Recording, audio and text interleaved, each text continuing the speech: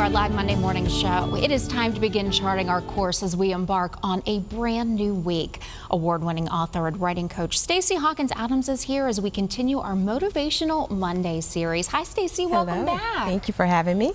I love today's topic so much because it's all about making a big impact quietly. Yes. What exactly is that? You know, the way I think that we often think of it as the random acts of kindness, I want to counter it as do some good and don't get caught. Okay. And what I mean by that is as we go through our day, I was just thinking last week I was having a conversation with a friend and she was sharing how someone left a nice gift on her desk and she doesn't know who did it and how that made her feel.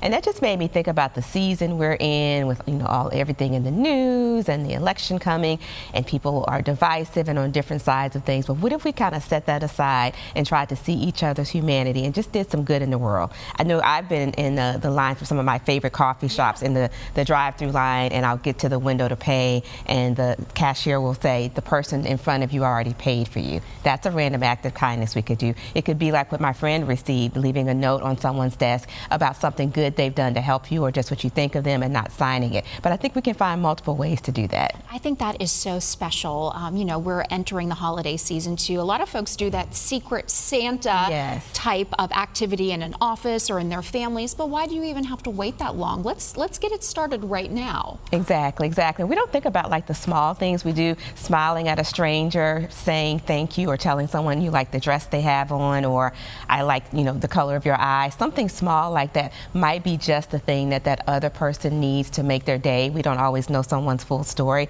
And also by doing these small acts of kindness, doing the good, and maybe not even letting the person know you're doing it, we're also creating a ripple effect of goodness. And we think that sometimes the small things we do don't matter, but our pebbles do matter. Those pebbles do create ripples in the pond. I love that you go through the drive-through and somebody has paid for your drink. That has happened to me before, and it really just uplifts your day. And then I paid for the next person, and then I'm hoping that person paid for the next person. Right. So it really is very contagious, that doing a good deed and that feeling of joy, and we can spread that through communities pretty easily. Very easily. You know, even the people that we think don't need it sometimes. I was reading something that a friend had written on her social media page about a celebrity that she had interacted with. She ran into this lady in the grocery store, and very well-known celebrity, very well off, and she says to this woman, "You've inspired me so much with your work. I want to pay for your groceries." And the celebrity was like, "You know I'm rich, right?"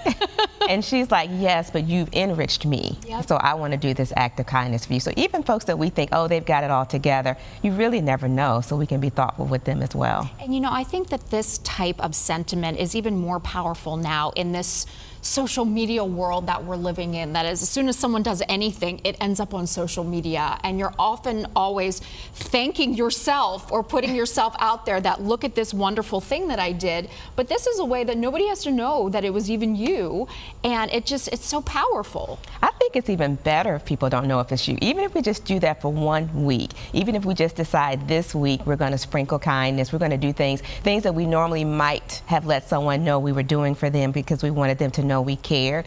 Let's do it anonymously. Let's do some good and not get caught, and just watch the ripple effect in that person's life, in the lives around us. Maybe some good will come back to us in unexpected ways, because I do believe that's how karma works as well. And you know, I do think that it's a matter of too, that you don't have to cost. It doesn't have to cost anything. Right. You don't have to necessarily pay for someone's drink or buy someone's groceries, but it can be something as simple as something I found is that if you are going through a retail line and the cashier was especially helpful and bubbly, say something to the manager, say that person was great.